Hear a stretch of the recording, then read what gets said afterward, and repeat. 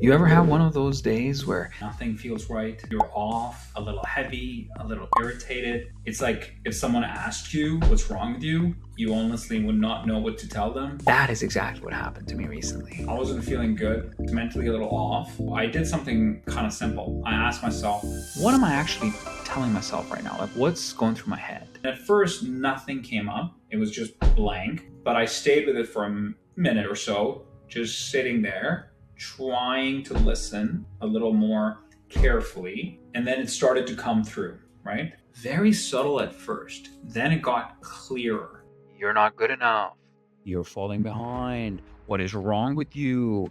You can't even get this right. I'm not exaggerating when I say this. It hit me all at once, like a wave. I just started crying, man, because I realized this is how I've been talking to myself all day, maybe longer. It was harsh, like unnecessarily harsh. The kind of tone I would use with a friend or a client, or honestly with anybody, even somebody I didn't like. But somehow it was completely okay using it with myself. And that's when something shifted. I caught it, the way I was speaking to myself. The attitude, it was a put down, condescending type attitude. And for the first time in a while, it felt like I was really kind of being on my side. And I remember saying to myself, man, hey, brother, I'm sorry, dude. I'm actually really, really sorry that I've been talking to you like that, man. And then a kind of an uncomfortable question came up. I asked myself, if I spoke to anyone else like this, they're probably not going to stick around very long. So why in the world do I think it's okay to talk to myself this way? Up until that moment, I thought that this voice was just being disciplined. Who's gonna carry the boats and the logs? Pushing yourself, holding yourself accountable, trying to be better, all that, right? The way I was talking to myself, that was not disciplined. It was harsh, it was absolute, and it was frankly insulting. I was bullying myself. I'm fucking standing. I will PT you all until you fucking die. And that is the strange part. Most of us don't even notice it. It just runs quietly in the background like it's the most normal thing in the world. The last time you made a mistake or didn't follow through on something, what did you say to yourself? Because a lot of people, it sounds something like this. You're lazy. You always mess things up. Other people have it figured out. What's wrong with you? It's not just feedback. It's a tone. It's a very specific tone. It's like this internal authority, right, that we have that doesn't want to negotiate. It doesn't want to listen. It doesn't care about context. Don't care how I want it now. It just demands. It criticizes over and over, and we just follow it without questioning it. In psychotherapy and psychology, there's a group called the REBT, or Rational Emotive Behavioral Therapy. And according to them, most of human suffering and mental health issues come down to this voice, this demanding voice, this shoulds and musts that we tell ourselves. The funny way they used to say it is humans are always shoulding our pants, meaning we're always demanding things of ourselves, of our environment, of other people, and creating our misery, right? We're always masturbating. Or the way they used to say it was, masturbation is good and delicious, masturbation is bad and pernicious. And masturbation is when we tell ourselves, I must do this, or things must be this way, even though they're not.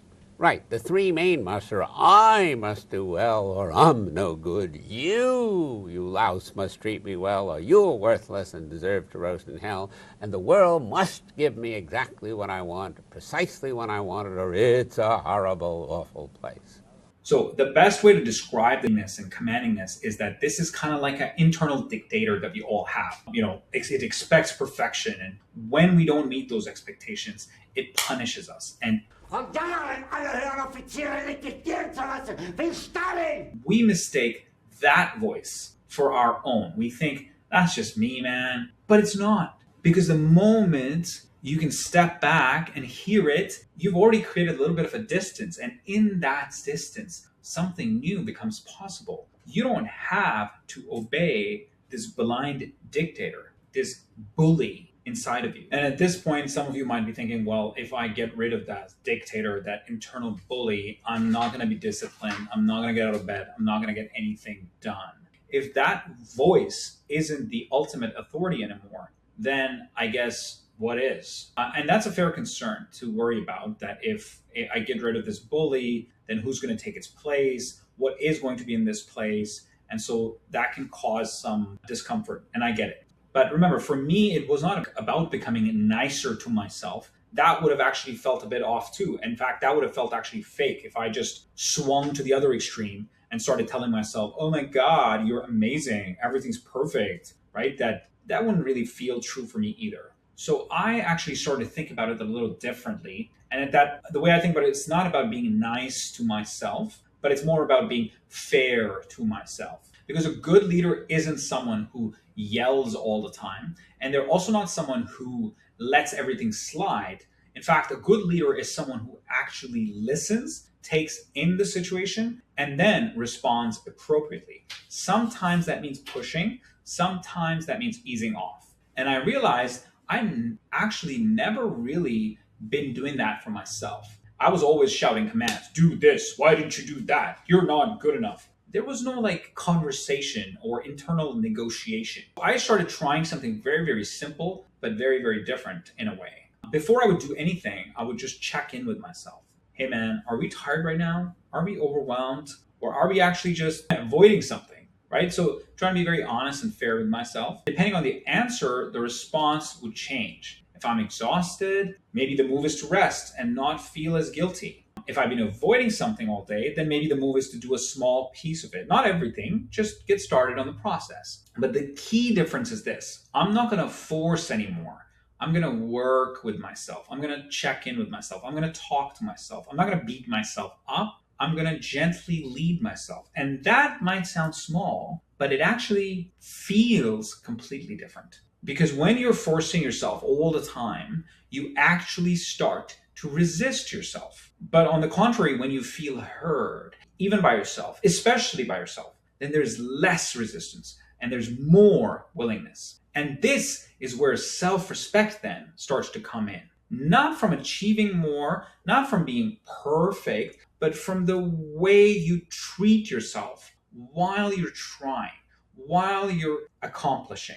You still expect a lot from yourself, and you can still be very disciplined, but you don't have to be cruel to yourself. You can lead without turning on yourself. The realization that there is a dictator and a bully that lives inside of us, it changes a lot of things for the positive, more than we expect. So if you want to actually try something, you don't need to overhaul your whole life. It's actually much simpler than that. It really just starts with one thing: catching the voice. Because most of the time, it's running so fast, so automatic, that you don't even realize it's there. So the next time you feel off, you feel irritated, you feel heavy, you feel discouraged, just pause. Pause for a second and ask, what did I just say to myself? Or what was I just telling myself? Right? What was I just saying to myself? And whatever comes up, don't argue it away, right? Just hear it. Then the next step is to separate it. Not suppress it, separate it. Not fight it, just recognize it. That is a voice. It's not the full truth. And then you respond. But you don't respond like a cheerleader, and you don't respond like a dictator. You don't go to those extremes. Rather, you respond like someone who's actually on your own side, who wants you to grow. So what does that look like practically? So instead of going, I'm so useless, you can restructure that to something like, all right, that didn't really go that great, but that actually doesn't make me useless, right? Let's figure out what the next small step is here. That's it, right? It's nothing too fancy or anything. It's just literally a small, tiny micro shift from I'm useless to, hey, that didn't go well. Doesn't make me useless. Let's figure out the next step, right?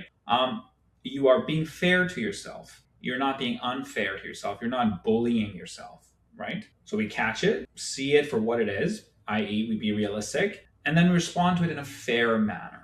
And if you do that consistently, my friend, something does start to change. You don't feel like you're fighting yourself all day. You don't feel like you're dragging your feet through life. There's a bit more steadiness, a bit more trust with yourself. Because at the end of the day, man, you're the one person you're going to be spending your whole life with. And the question is, are you someone you actually want to be around?